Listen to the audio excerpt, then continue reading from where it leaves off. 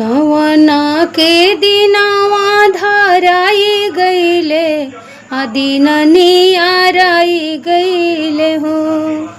सखी सभ करेली साला हवा के कर दिन आंगे बाड़े हो।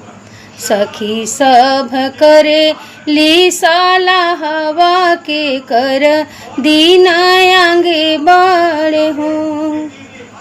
जब बरियतिया गायड़वा चलल आवल हो। पापा के नैना ढरेलो जैसे रे सामने मोरी चुए हो।